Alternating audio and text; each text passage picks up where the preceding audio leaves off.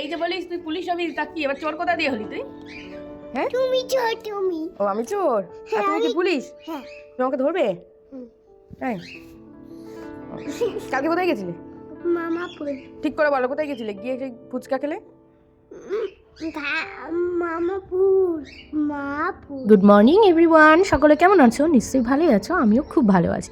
দেখতেই পেলে সকাল থেকে কি করলাম। এদিকে তো মামনির রান্না বান্না সব হয়ে গেছে, আমি শুধু এসে আলু সিদ্ধটা মাখছি, বাবাদের ভাত টাতগুলো গুছিয়ে দেবো।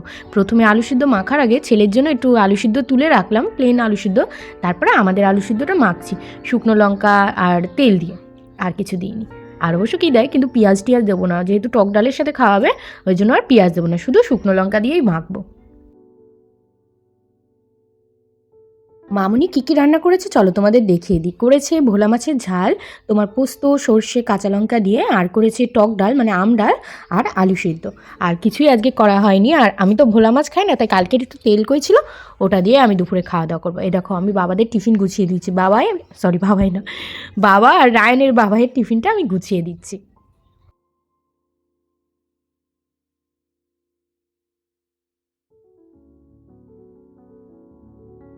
গোছাতে গোছাতে আমি দৌড়ে চলে যাব উপরে। ছেলের নাকি পায়ে সিলিন্ডারে চাপা লেগেছে, তাই দেখতে যাব।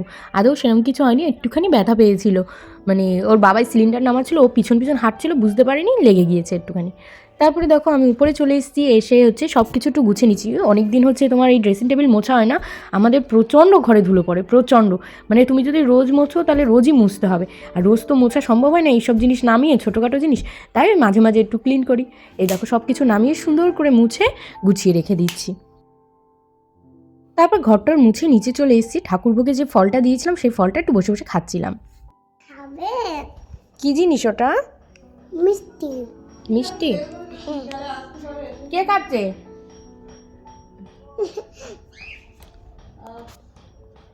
ভালো। তা এইগুলো কে খাবে?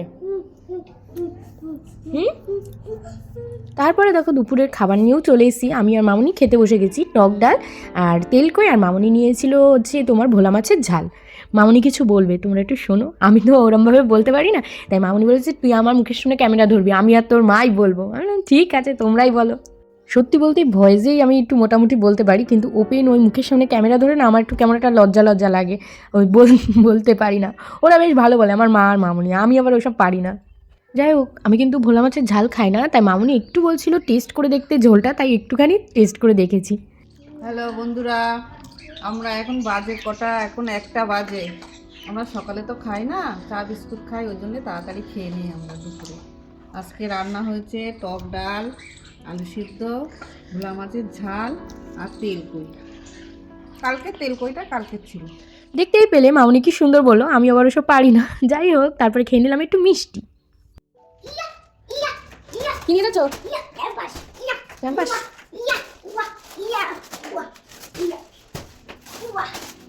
অনেক কষ্ট হচ্ছে বলো বাবা। হ্যাঁ, কথা বলার পরিস্থিতিতে নেই। বাবা চলে এসছে, ফাইনালি উপরে চলে এসছে।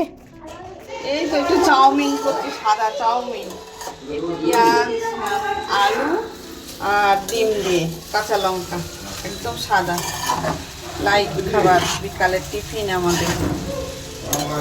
দেখতে তো ভালোই লাগছে। আচ্ছা তোমরা একটাই কথা বলো, আমার মা শুধু আসলে বলেই তুই ভিডিও করবি না, লোকে বলবে রোজ রোজ আসে। আমার মা বাবার কেউই নেই, আমি একটাই মেয়ে। তা আমার মা বাবা আমাদের বাড়ি আসবে না, তা কার বাড়ি আসবে? এতে খারাপ বাবার কি আছে জানি না, মা খুব লজ্জা পায়, বলে হ্যাঁ রোজ রোজ লোকে দেখলে কি বলবে। আমি মনে করি যে এটা তো আমার বাড়ি, আমার মা বাবা আসতেই পারে। আর আমার শাশুড়ি শ্বশুর খুব ভালো মানুষ, আমার মার সাথে আমার থেকেও বেশি বন্ধুত্ব আমার মা বাবার সাথে। তাই এখন বাবা যেহেতু যখন বাড়ি থাকে মাঝে মাঝেই দেখবে বাবা আমার বাড়ি চলে এসেছে। আর বন্ধুত্ব বলতে সত্যি বলতে মা আর আমার মামুনি দুজন বন্ধুই ছিল, একসাথে কাজ করতো পার্লারে, সেখান থেকে আলাপ। যাই হোক, রাতে চাউমিন আর স্প্রাইট দিয়ে ডিনারটা কমপ্লিট করলাম।